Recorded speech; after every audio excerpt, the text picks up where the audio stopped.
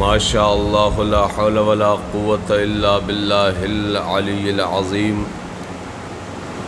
اعوذ باللہ من الشیطان الرجیم. بسم اللہ الرحمن الرحیم.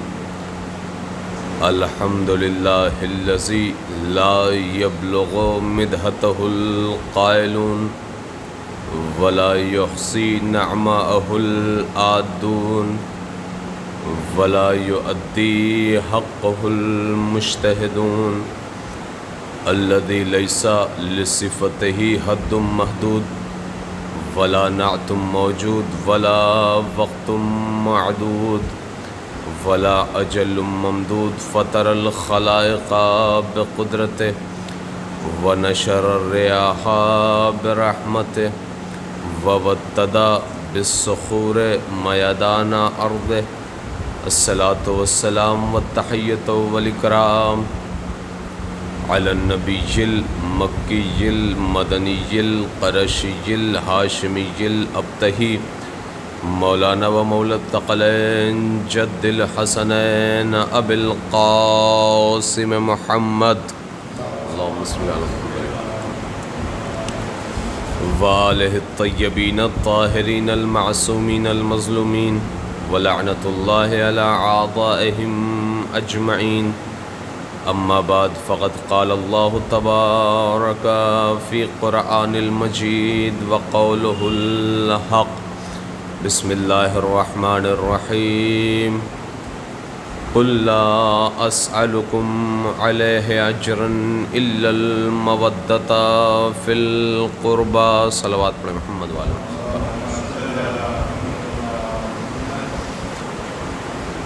عزیزان محترم،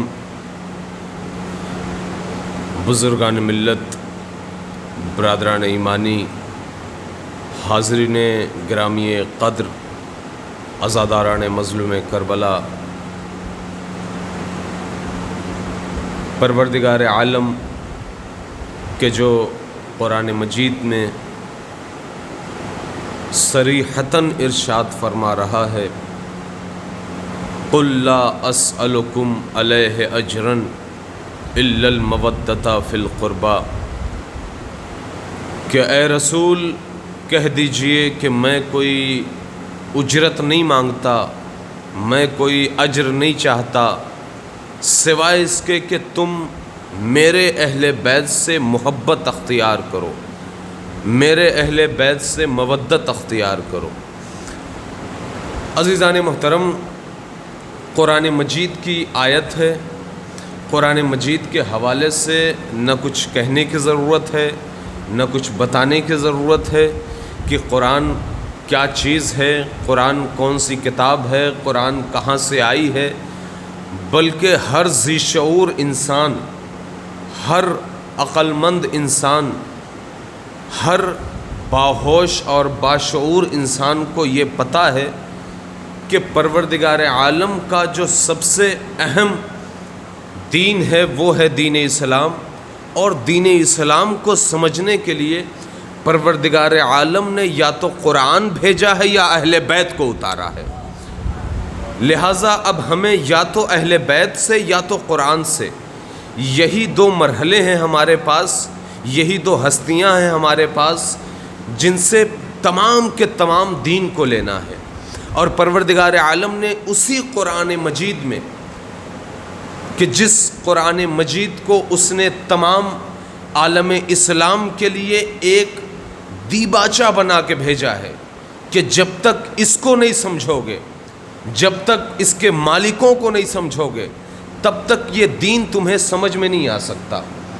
پروردگار عالم نے اسی لیے قرآن مجید میں بڑا خاص اعلان کیا، اے رسول اعلان کر دو قل لا اسألکم علیہ اجرا الا المودۃ فی القربى، کہ میں نہیں چاہتا کہ میں تم سے کوئی اجرت مانگوں، اس لیے کہ ہم نے قرآن کو اتارا، ہم نے شریعت کو بھیجا، ہم نے تمہارے پاس اہل بیت اطہار جیسی ہستیوں کو نازل کیا، ہستیوں کو پیدا کیا، ہستیوں کو بھیجا، تمہارے درمیان بھیجا، نوری کو نار اور خاکی کے پاس بھیجا.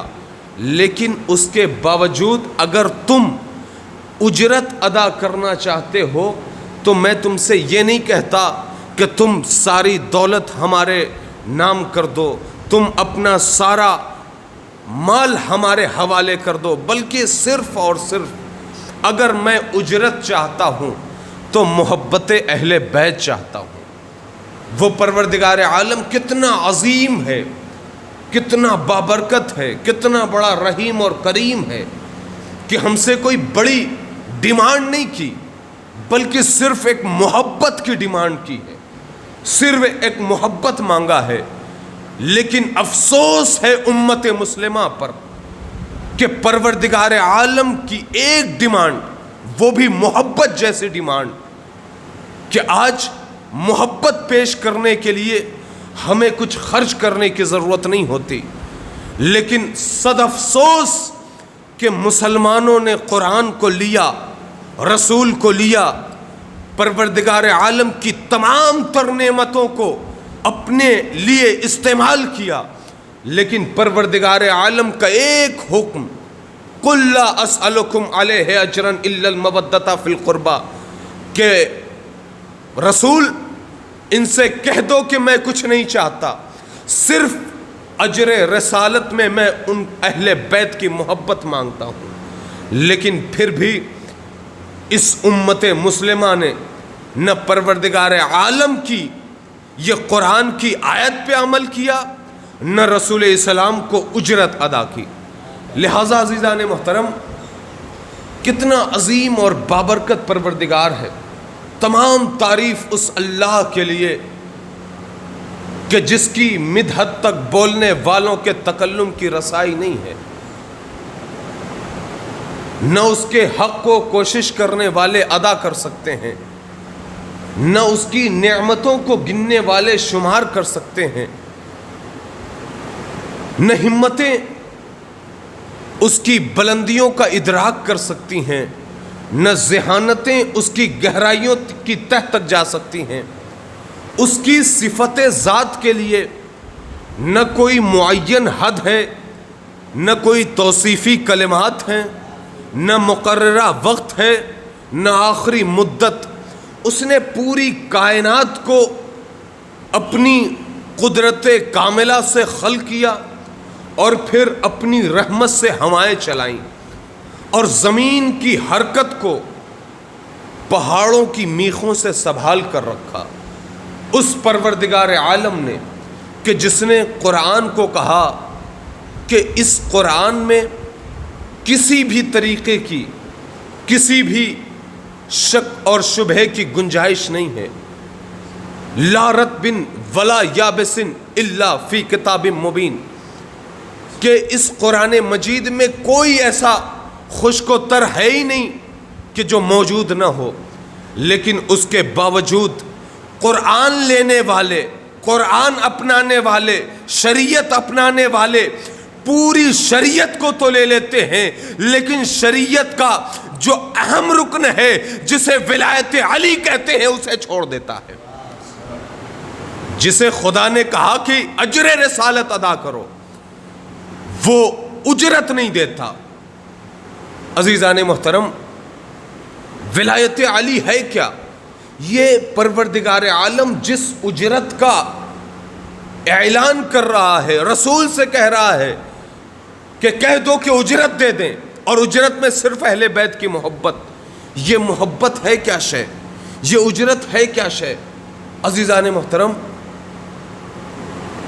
یہ ولایت علی، یہ ولایت اہل بیت اتنا بڑا معاملہ ہے شریعت محمدی کا کہ اگر ہمارے کلیجے میں ولایت اہل بیت نہیں ہے اور پروردگار عالم کی طرف سے آنے والے تمام کے تمام اعمال کر دیے جائیں، پروردگار عالم اس سے عہدے منہ گرا دے گا۔ لہذا یہ اہم رکن ہے ولایت اہل بیت۔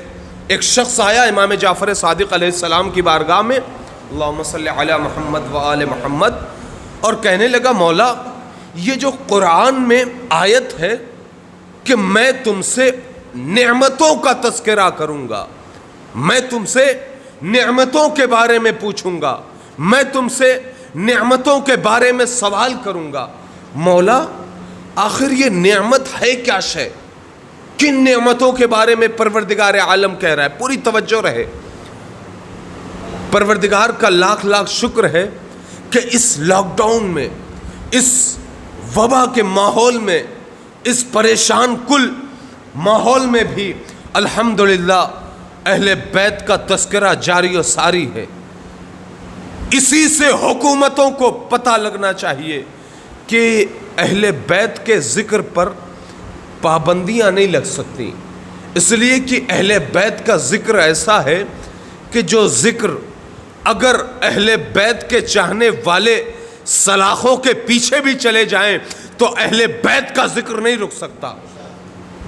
अहले बैत का ज़िक्र सिर्फ हम और आप नहीं करते, बल्कि फरिश्ते अहले बैत का तस्करा करते हैं, बल्कि तमाम जिन मलक सब के सब अहले बैत का तस्करा करते हुए नजर आते हैं। इसीलिए कहते हैं कि अहले बैत के ज़िक्र के लिए न तो ज़मान का मोहताज है ये ज़िक्र, न मकान का मोहताज है ये ज़िक्र, न लोगों का मोहताज है ये ज़िक्र, न फ़िज़ाओं का मोहताज है ये ज़िक्र, बल्कि पूरी कायनात तहोबाला हो जाए लेकिन अहले बैत का ज़िक्र होता रहेगा।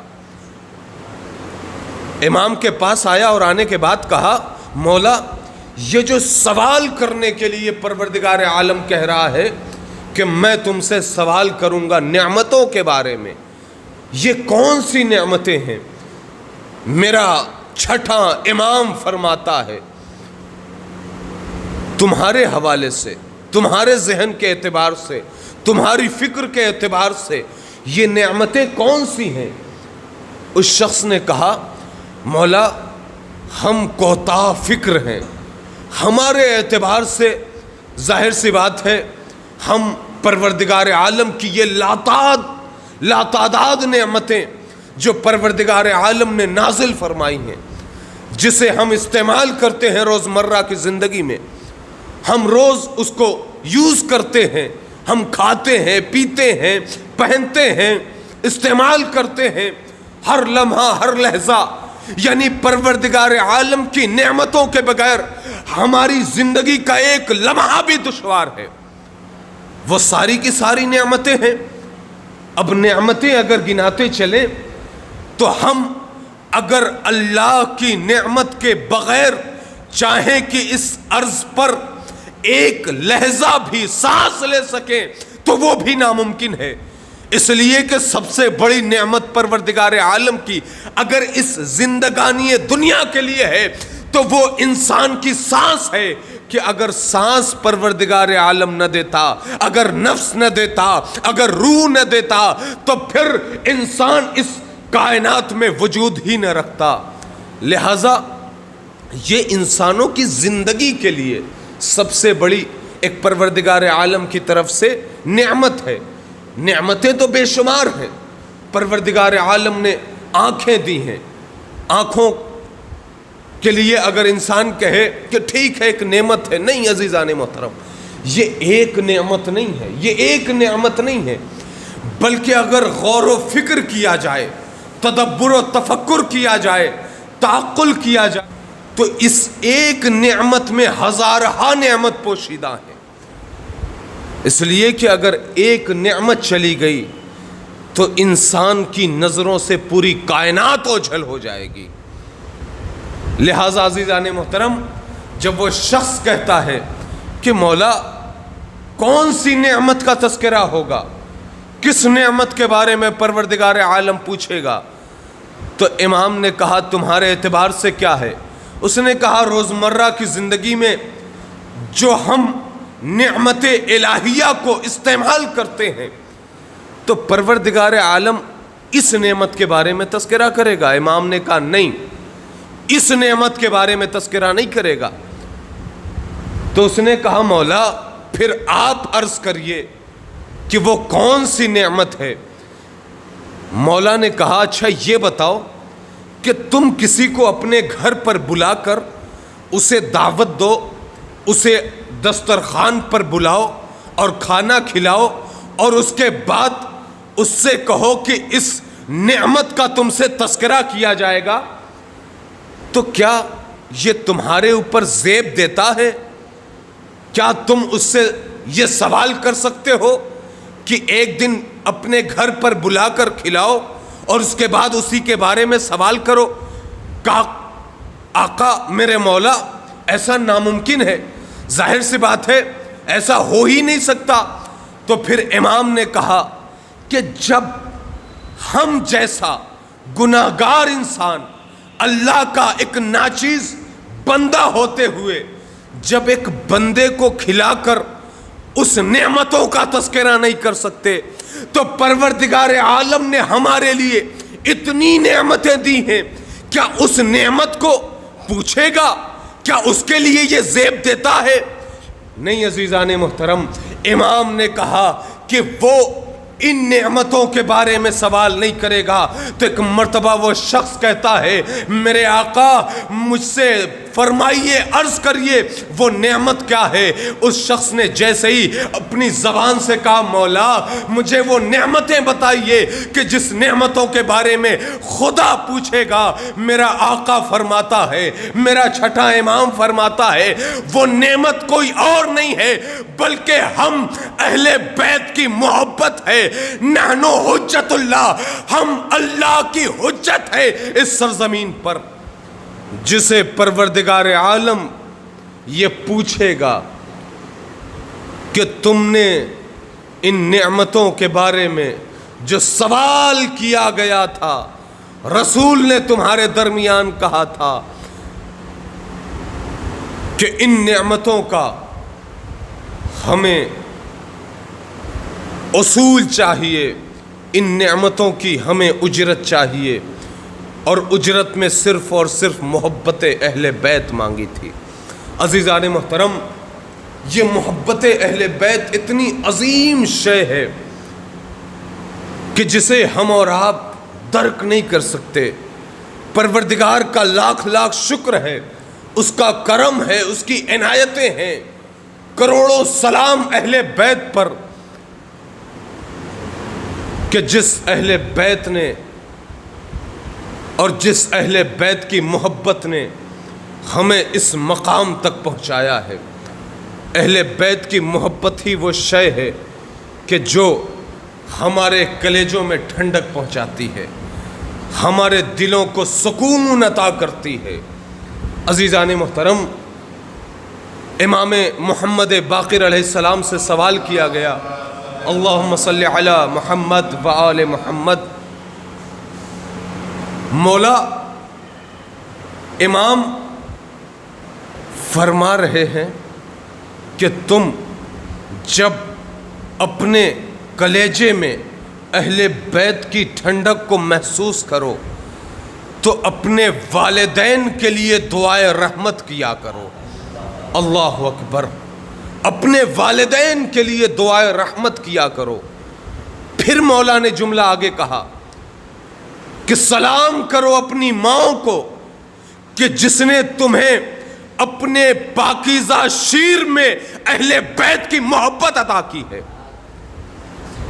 اور سلام کرو ان والدین کو اور ان والد کو، اپنے پدر بزرگوار کو کہ جن کی عظمتوں نے، جن کے پاکیزہ خون نے تمہیں صحیح اور سالم بنایا ہے۔ پروردگار عالم کی نعمتوں کا جتنا بھی تذکرہ کیا جائے کم ہے۔ عزیزان محترم، ہم اور آپ اس ماحول میں بھی اہل بیت کا تذکرہ کر رہے ہیں۔ شکر ہے ان تمام افراد کا کہ جو افراد اس اہل بیت کے ذکر میں کوشاں ہیں، فکر مند ہیں، جو چاہتے ہیں کہ یہ ذکر اہل بیت پابندیوں کے باوجود بھی اہل بیت کے چاہنے والوں کے ہر فرد تک پہنچے، اور الحمدللہ وہ پہنچا رہے ہیں اپنی کوششوں کے ذریعے، اپنی کاوشوں کے ذریعے، اپنی محنتوں کے ذریعے، اپنے علم کے ذریعے۔ اس وقت زوم پر اور اس کے علاوہ علی سی ڈی سینٹر کے جو لکھنؤ سے جناب زرغام صاحب چلاتے ہیں، مولا ان کو سلامت رکھیں، ان کی توفیقات میں اضافہ فرمائے، اور ان کے جو بھی لواحقین ہیں، جو بھی اس کام میں ان کی ہیلپ کر رہے ہیں، مدد کر رہے ہیں، پروردگار ان کو سلامت رکھے۔ جس وقت رمضان میں لاک ڈاؤن تھا، محرم میں پابندیاں ہیں، میں مسلسل دیکھ رہا ہوں کہ علی سی ڈی سینٹر نے پوری کائنات میں اہل بیت کے ذکر کو نشر کر کے ہر اہل بیت کے چاہنے والوں تک پیغام اہل بیت کو پہنچا رہے ہیں۔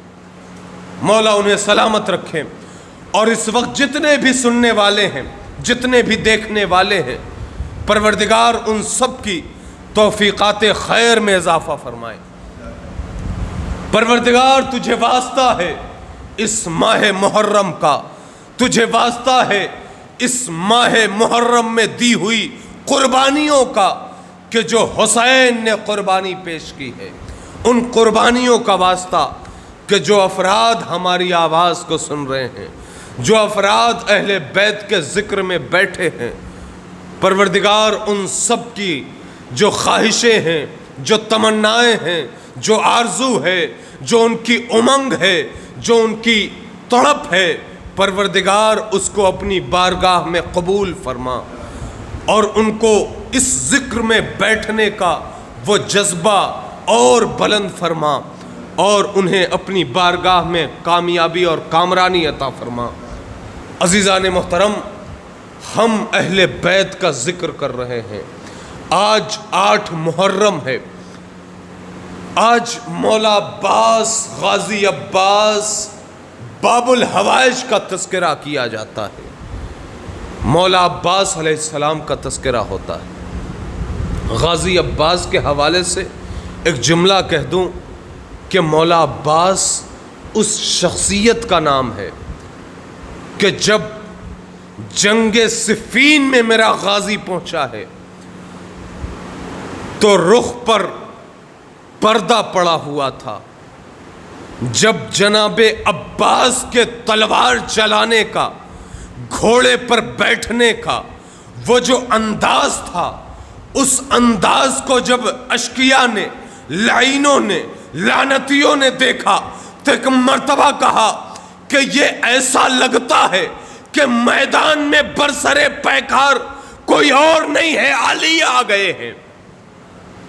یہ تھا علی کا لال عباس، کہ جس کے لیے، حسین کے لیے، مولا کائنات نے دعا کر کے کہا تھا، پروردگارا مجھے ایک عباس عطا فرما، کربلا کے لیے، حسین کی مدد کے لیے۔ اور جب جنگ صفین میں مولا عباس جنگ کر رہے ہیں، جبکہ اس وقت امام حسن بھی تھے، امام حسین بھی تھے، اور تمام کے تمام مولا کائنات کے چاہنے والے بھی تھے، بیٹے بھی موجود تھے، لیکن اس کے باوجود مولا کائنات نے مولا عباس کو بھیجا تھا۔ اور کیوں بھیجا تھا؟ اس لیے کہ جنگ صفین میں جہاں پر ایک طرف اجرت نہ دینے والے لوگ تھے، کہ جو معاویہ کے لوگ تھے، جنہوں نے رسول کے قول پہ تو عمل کیا تھا، لیکن رسول کے اس قول کو جھٹلا دیا کہ جب کہا تھا کہ مجھے اہل بیت کی محبت چاہیے، وہ وہی لوگ تھے کہ جو اہل بیت کی محبت کی اجرت پیش نہیں کیے تھے۔ جنگ صفین کا جو ماحول تھا وہ یہ تھا کہ ایک طرف معاویہ کا لشکر ہے، دوسری طرف مولا کائنات کا لشکر ہے۔ معاویہ کے ساتھ اس کے تمام حواری و مواری کہ جو بنی امیہ کے دسترخوان کی نچڑی ہوئی ہڈیوں کو چچوڑ کر پلنے والے، یہ علی کا بغض رکھنے والے، جو اہل بیت کے سامنے برسرے پیکار ہو رہے ہیں، وہ آنے کے بعد کہتے ہیں اہل بیت کے مقابلے میں ہم آئیں گے، اور وہ نہیں جانتے کہ اہل بیت کے چاہنے والوں میں ان کے مقابلے میں کون آنے والا ہے۔ اہل بیت کے چاہنے والوں میں جب ادھر سے مولا کائنات نے مولا عباس کو بھیجا، اور بھیجنے کے بعد جب جنگ شروع کی ہے تو جناب عباس نے کئی مرتبہ جنگ کر کے واپس بھی لوٹے اور پھر جنگ کرنے گئے، لیکن ایک مرتبہ جب میرا آقا عباس جنگ کرتے کرتے تھک گیا تو ادھر امام حسین بیٹھے ہوئے اپنے بھائی کی جنگ کا نظارہ کر رہے ہیں۔ امام حسین نے دیکھا کہ میرا بھائی بڑی دیر سے جنگ کر رہا ہے، شاید اب پیاسا ہو، لہٰذا امام حسین نے ایک کوزہ اٹھایا اور اٹھانے کے بعد اس میں پانی بھرا، اور بھرنے کے بعد مولا عباس کی طرف چلے کہ اپنے بھائی کو پانی پلا دے، شاید جنگ کرتے کرتے پیاس لگ گئی ہو۔ لیکن ایک مرتبہ مولا کائنات نے کہا میرے لال کہاں جا رہے ہو، کہاں کا ارادہ ہے؟ حسین نے کہا بابا میں عباس کی طرف جا رہا ہوں، شاید میرا بھائی پیاسا ہو گیا ہو، شاید میرے بھائی کو پیاس لگ گئی ہو، بڑی دیر سے جنگ کر رہا ہے۔ میرا مولا علی کہتا ہے، حلال مشکلات علی ابن ابی طالب آواز دیتا ہے حسین مشق کو رکھ دو اور یہیں پر بیٹھ جاؤ۔ بابا وجہ کیا ہے؟ کہا میرے لال میں چاہتا ہوں کہ عباس، جملے پہ توجہ رہے عزاداروں، میں چاہتا ہوں کہ عباس پیاسا جنگ کرنے کا عادی ہو جائے، اس لیے کہ کربلا کے میدان کے لیے اسے میں نے مانگا ہے، لہذا کربلا میں پانی نہیں ہوگا۔ کربلا میں جنگ کرنے کے لیے سب سے پہلی بات یہ ہے کہ پانی کی غیر موجودگی میں ہر ایک جنگ کرے گا، پیاسا ہوگا لیکن جنگ کرے گا۔ ہاں عزاداروں، جناب عباس کو مولا کائنات نے کربلا کے لیے مانگا تھا، پروردگارا تجھے واسطہ ہے کہ اب تک کی عبادتوں کا مجھے عباس دے دے کہ جو کربلا میں حسین کے کام آئے۔ ہاں عزاداروں، وقت آ گیا، آج 8 محرم ہے، آج کی جو مناسبت ہے وہ پوری دنیا میں مولا عباس کا مصائب پڑھا جاتا ہے۔ مولا عباس جو بڑے شجاع تھے، جو بڑے بہادر تھے، جن کی بڑی عظمتیں تھیں، عزاداروں اہل حرم کو عباس پر جتنا غرور تھا وہ غرور ختم ہو جائے گا عاشور کے بعد۔ بڑی آس تھی جناب زینب کو، بڑی آس تھی جناب سکینہ کو اپنے چچا پر، لیکن ہاں عزیزان محترم، جب کوئی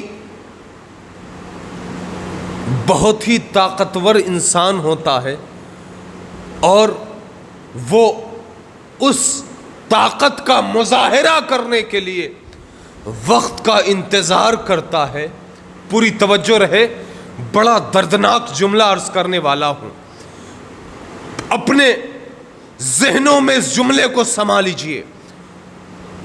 جب کوئی طاقتور انسان جو اہل بیت کے تمام گھرانے والوں کو تلوار چلانے کا ہنر سکھایا ہو، تیغ اور تیر چلانے کا سلیقہ بتایا ہو، وہ جس کے پاس طاقت کا انبار ہو، جس کے پاس قوت کا پہاڑ ہو، جس کی طاقت کا پورا عرب لوہا مانتا ہو، وہ عباس انتظار کر رہا ہے کہ کب اس طاقت کا مظاہرہ کروں گا۔ لیکن ہاں عزیزان محترم، جب اس عباس کو حسین نے اجازت دی ہے تو اجازت جنگ کی نہیں دی، بلکہ عباس کو یہ کہا میرے بھائی تم سکینہ کی پیاس کا انتظام کر دو۔ جنگ کی اجازت نہیں مل رہی عباس کو۔ ذرا تصور کریے کہ جو عباس انتظار کر رہا تھا، جو شب عاشور بھی، جو تمام اشقیاء کو دیکھ کر علی اکبر سے کہہ رہا ہو اے علی اکبر یہ فوج ہمارے سامنے یہ کیا چیز ہے، آدھے لشکر کو ہم تہہ دیکھ کر دیں گے۔ لیکن ہاں عزاداروں، عباس کے کلیجے سے، عباس کے دل سے پوچھنے کی ضرورت ہے، اے عباس کیسا محسوس کر رہے ہیں؟ عباس شاید کہے کہ میری حسرت نہ نکل پائی اس لیے کہ میں نے چاہا تھا حسین جب اجازت دیں گے ارے ان ظالموں کو فنار کروں گا۔ لیکن ہاں عزاداروں، حسین امامت کے قول کے پابند ہیں، عباس حسین کی آواز کے پابند ہیں، شریعت کے پابند ہیں۔ حسین نے آواز دی عباس پانی کا انتظام کر دو۔ عباس پانی کا انتظام کرنے کے لیے مشق کو لے کر چلے۔ عزاداروں ایک جملہ کہہ دوں کہ عباس کو حسین نے پانی کے لیے ایک ہاتھ میں مشق دی تھی اور علم کو باندھا تھا اور ایک ہاتھ میں نیزہ تھا، نیزہ۔ لیکن مجھے رونا آتا ہے اس مقتل پر کہ جس مقتل کے حرفوں کو جب میں پڑھتا ہوں کہ عباس کی طاقت کو دیکھتے ہوئے عباس کے ہاتھوں میں جو نیزہ حسین نے دیا ہے وہ بھی نیزہ مکمل نہیں تھا، بلکہ روایت کہتی ہے کہ عباس جنگ نہ کرے اس لیے حسین نے انہیں ٹوٹا ہوا نیزہ دیا تھا۔ اللہ اکبر! عباس کے ہاتھوں میں ایک ٹوٹا ہوا نیزہ ہے، علم ہے، مشق سکینہ ہے۔ عباس چلے، 8 محرم ہے آج، عباس کے مصائب پڑھے جاتے ہیں، میرے آقا کے مصائب پڑھے جاتے ہیں۔ میرے مولا عباس، غازی عباس، قمر بنی ہاشم، باب الحوائج، جب مصائب ہوا کرے نا تو باب الحوائج کو اپنی دعاؤں میں لے کر پروردگار سے کہو پروردگار تجھے باب الحوائج کا واسطہ ہے۔ یہ دعائیں قبول ہونے کا ایک وقت یہ بھی ہے کہ جب مصائب اہل بیت ہوا کرے تو اپنی دعاؤں کو کہو پروردگارا یہ وقت بڑا عظیم وقت ہے، ہماری دعا کو قبول فرما۔ روایت کہتی ہے مصائب کے درمیان جو دعا نکلتی ہے پروردگار اسے رد نہیں کرتا۔ پروردگار ہمیں ہمارے اعمال قبول کر لے، اور سب سے بڑا عمل اہل بیت کا ذکر ہے۔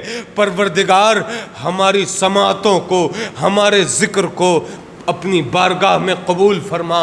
آج 8 محرم ہے، امام نے عباس علیہ السلام کو ٹوٹا ہوا نیزہ دیا اور کہا عباس سکینہ کے لیے پانی کا انتظام کرو۔ عباس چلے۔ اب وہ عباس جا رہے ہیں کہ جو عباس پوری لشکر کے لیے ایک اتنا عظیم مجاہد تھا، کہ لشکر کا ہر شخص ڈرا ہوا ہے، ظالموں کا ہر شخص یہی کہہ رہا ہے کہ عباس کو کیسے قابو میں لائیں گے، عباس کو کیسے سنبھالیں گے، اس لیے کہ عباس کی جو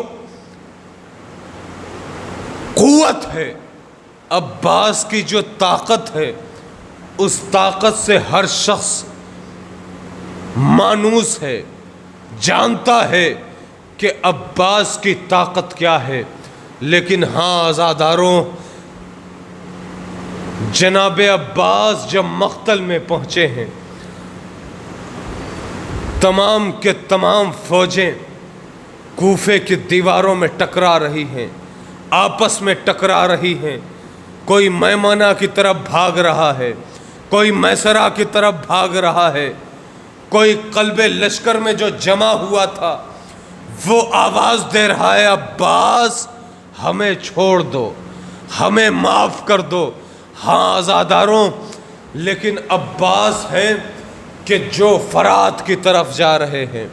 عباس فرات پہ پہنچے اور فرات پہ پہنچنے کے بعد مشک سکینہ کو اٹھایا اور اٹھانے کے بعد مشک کو بھرا، اور مشک بھرنے کے بعد ایک مرتبہ اپنے مشک کو لیا اور لے کر سوار ہوئے۔ اب تک نہ کوئی ظالم قریب آتا ہے، نہ کوئی تیر چلاتا ہے، نہ کوئی تلوار چلاتا ہے، نہ کوئی نیزے مارتا ہے، اس لیے کہ ہر ظالم عباس کی قوت سے خوف زدہ ہے۔ لیکن جب ادھر سے آواز آئی کہ اگر خیمے تک ایک قطرہ بوند بھی پہنچ گیا تو ہماری جنگ کا نقشہ بدل جائے گا، جاؤ عباس کے مقابلے میں۔ عباس یہ پانی لے کر نہ پہنچ سکے، میرا آقا بڑی شان سے مشک سکینہ لے کر جا رہا ہے۔ ہاں عزاداروں، ایک جملہ سن لو، مصائب ذرا طویل پڑھوں گا اس لیے کہ آج 8 محرم ہے۔ آج ہم مولا عباس کا پرسہ جناب ام البنین کو دیں گے۔ اے ام البنین، عباس کا پرسہ آپ کو دے رہے ہیں۔ اے فاطمہ، اے شہزادی، اے سیدہ کونین، آپ کو پرسہ دے رہے ہیں عباس کا۔ جناب عباس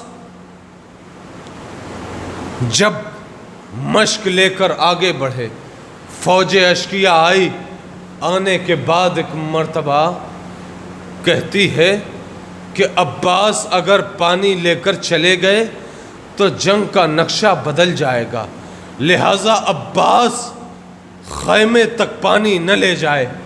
اب خیمے میں آواز آ رہی ہے، العطاش العطاش العطاش، ہائے پیاس، پیاس بچوں کو مارے ڈال رہی ہے۔ عباس نے بچوں کا خیال رکھا، بچوں کی پیاس کا خیال رکھا۔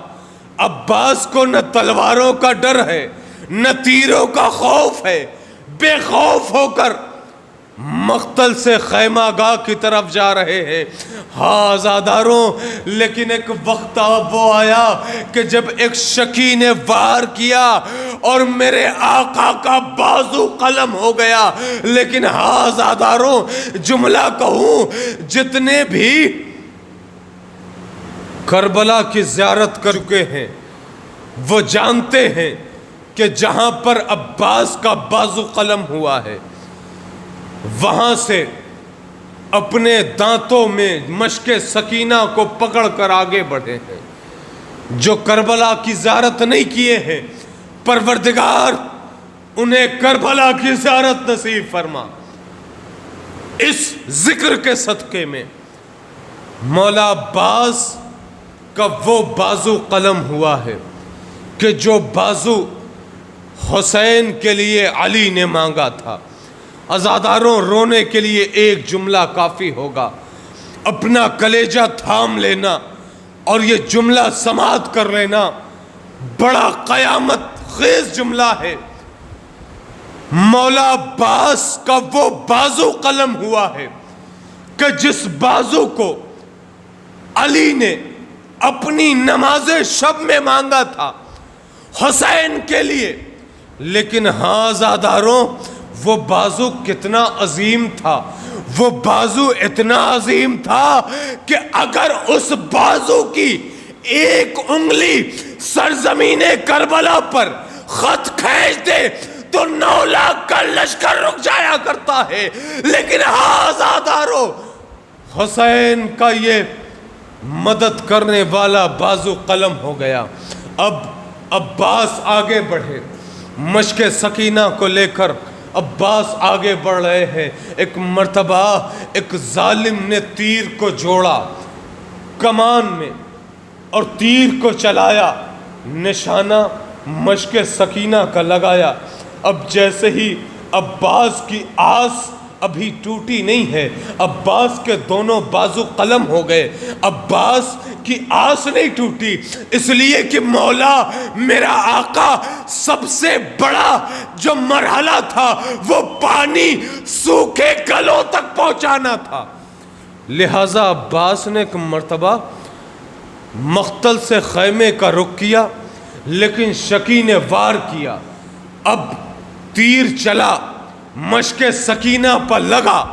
مشق سکینہ پر لگنا تھا کہ سکینہ کے مشق سے عباس کی محنتیں ضائع ہو گئی. عباس کی محنتیں جو پانی بن کر مشق میں تھیں وہ کربلا کی چٹیل میدان پر بہہ گئی. ارے عباس نے ایک مرتبہ گھوڑے کو موڑ دیا اور موڑنے کے بعد کہا، اے سکینہ، اے میری پیاری بھتیجی، مجھے معاف کر دینا. عباس فرات کا رخ کرتے ہیں. لیکن ہاں عزاداروں، جب یہی عباس فرات کا رخ کرتے ہیں، ہاتھ کٹ چکے ہیں، ہاتھ نہیں ہیں، ایک شکی جو قریب آ کر میرے آقا کی طرف گرز چلانا شروع کرتا ہے. تو ایک مرتبہ جب گرز مارتا ہے تو میرا عباس زین پر سنبھل نہ سکا، اور جب زین پر سنبھل نہ سکا تو اسی کو جناب زہرا تذکرہ کرتی ہیں کہ میرا لال کس انداز سے زین سے زمین پر آیا ہے.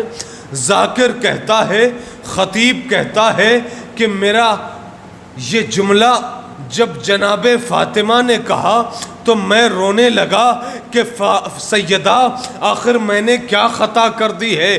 کہا، اے میرے لال کے ذاکر، تو وہ جملہ نہیں پڑھتا کہ جب میرا لال زین سے زمین پر آ رہا تھا، زمین پر آنے والا ہر مجاہد اپنے ہاتھوں کا سہارا لیتا ہے، لیکن عباس جب زین سے زمین پر آ رہے ہیں، ارے ہاتھ کر چکے ہیں، ارے عباس منہ کے بل زمین پر آ رہے ہیں.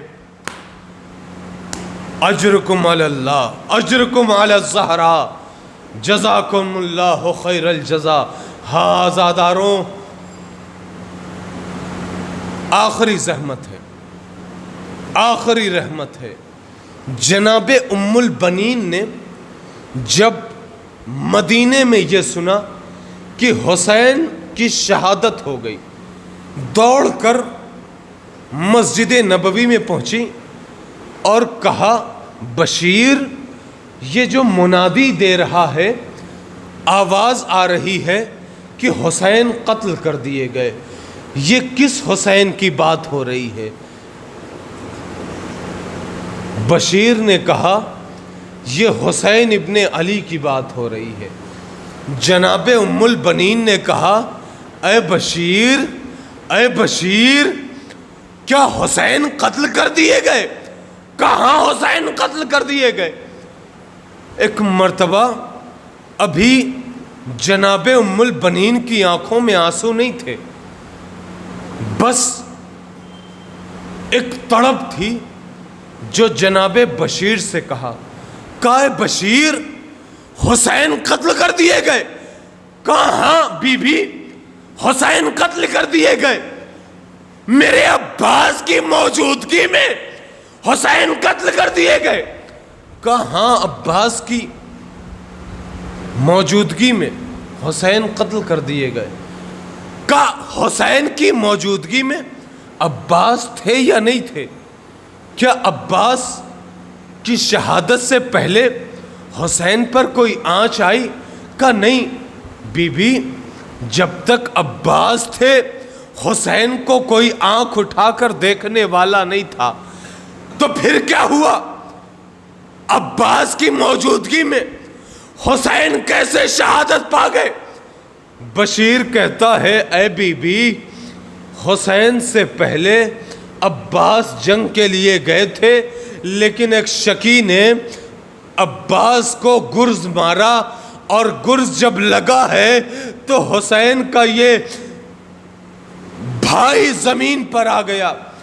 جناب ام البنین کا جملہ سنو گے عزاداروں؟ جناب ام البنین کہتی ہے نہیں، میں نہیں مانتی کہ میرا بیٹا عباس ایک گرز نہ روک سکے۔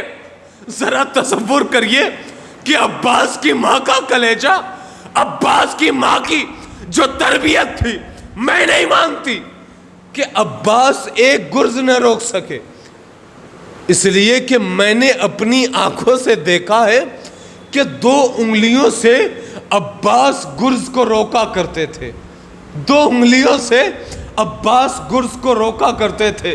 میں نہیں مانتی بشیر کہ عباس کو کسی نے گرز مارا اور گرز لگ گیا، اس لیے کہ عباس بڑے گرز انداز تھے۔ ایک مرتبہ عباس کا جیسے ہی جناب بشیر نے تذکرہ کیا، لیکن ہاں اے بی بی، مجھے بھی پتا ہے کہ جب گرز آتا ہے تو عباس اسے روکنے میں 2 انگلیوں کا سہارا کافی تھا، لیکن ہاں زادارو اے بی بی، جب گرز شکی نے چلایا ہے تو عباس کے بازو قلم ہو چکے تھے، عباس کے بازو کٹ چکے تھے۔ ہاں زاداروں، جب تک عباس تھے حسین پر کوئی آنچ نہیں آئی، اور جب حسین کی محنت اس کربلا میں عباس جب آخری وقت میں آواز دیتے ہیں تو ایک مرتبہ میرا آقا کہتا ہے الآن انکسر ظہری یا اخی، اے میرے بھائی آپ کی شہادت سے میری کمر ٹوٹ گئی۔ بس عزاداروں، آخری جملہ ہے مصائب کا، عباس کی مدد کے لیے حسین جا رہے ہیں۔ حسین پہنچے، اپنے زانو پر سر رکھا، اور رکھنے کے بعد عباس نے 2 ہی جملہ کہا حسین سے، کہا میرے آقا، میرے مولا، ہمیشہ اپنے بھائی کو آقا کہا ہے، مولا کہا ہے۔ ایک مرتبہ کہا ایک گزارش ہے میرے آقا، ایک مرتبہ مجھے بھائی کہہ دیجئے۔ اور دوسرا جملہ سن لو گے، بس آخری جملہ ہے۔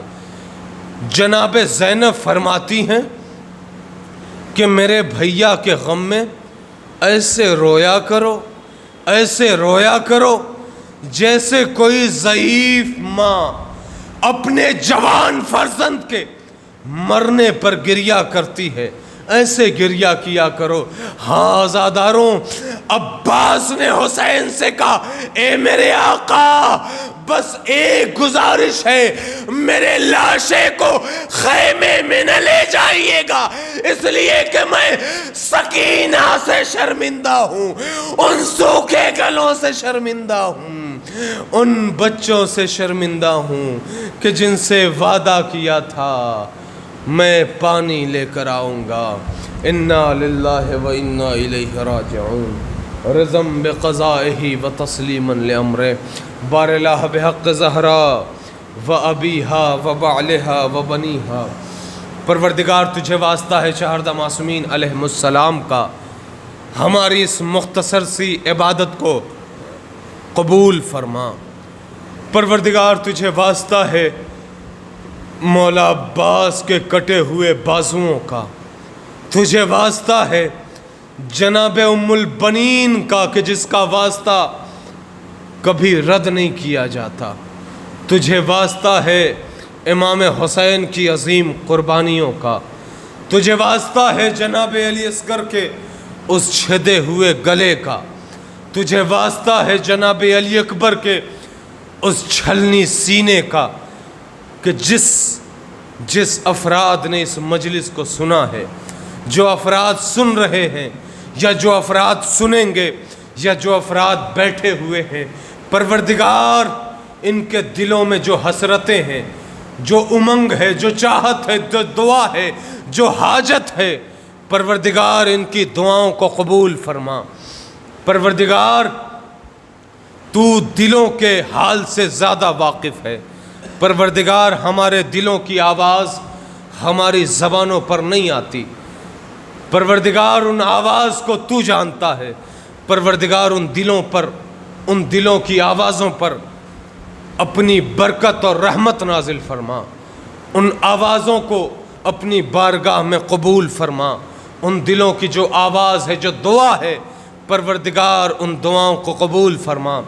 ہمارے تمام مرحومین کی مغفرت فرما، خصوصاً جو نقوی فیملی ہے یو ایس اے میں، حسنین صاحب کی فیملی ہے، رضا بھائی ہیں، پروردگار ان تمام افراد کو اپنی بارگاہ میں جتنی بھی رحمتیں ہیں ان سب پر نازل فرما۔ پروردگار ان کے گھرانے میں جتنے بھی بیمار ہیں اور ہم سب کے درمیان جتنے بھی شیعان حیدر کرار بیمار ہیں، پروردگار تجھے واسطہ ہے بیمار کربلا کا، تمام بیماروں کو شفا دے دے۔ پروردگار تمام بیماریوں سے محفوظ فرما، خصوصاً جتنے بھی شیعان حیدر کرار اس وبا سے جوجھ رہے ہیں، اس کرونا وائرس سے پریشان ہیں، ان سب کو شفائے کاملہ و عاجلہ عطا فرما۔ پروردگار تمام مرحومین کی مغفرت فرما۔ پروردگار ہمارے تمام مراجع عظام کی حفاظت فرما، تمام مقامات مقدسات کی حفاظت فرما۔ پروردگار ہمارے دل میں حقیقی عشق علی بسا دے، ہم جب مریں تو اہل بیت کی محبت میں جائیں، ہم یہ کہتے ہوئے جائیں اللہم اجعل عواقب خیرا، پروردگار ہماری عاقبت بخیر فرما، ہم اہل بیت کی محبت کو لے کر جائیں۔ وآخر دعوانا ان الحمد للہ رب العالمین، آخر میں دعا ہے پروردگار تو حجت خدا کو اس کائنات میں بھیج دے، اس لیے کہ کائنات میں ظلم و جور بہت زیادہ ہو گیا ہے۔ پروردگار ہمارے امام کے ظہور میں تعجیل فرما، جب ان کا ظہور ہو تو ہمیں ان کے ہم رقاب ہونے کی توفیق عطا فرما۔ ربنا تقبل منا انکا انت السمیع العلیم برحمتک یا ارحم الراحمین۔ ماتم حسین۔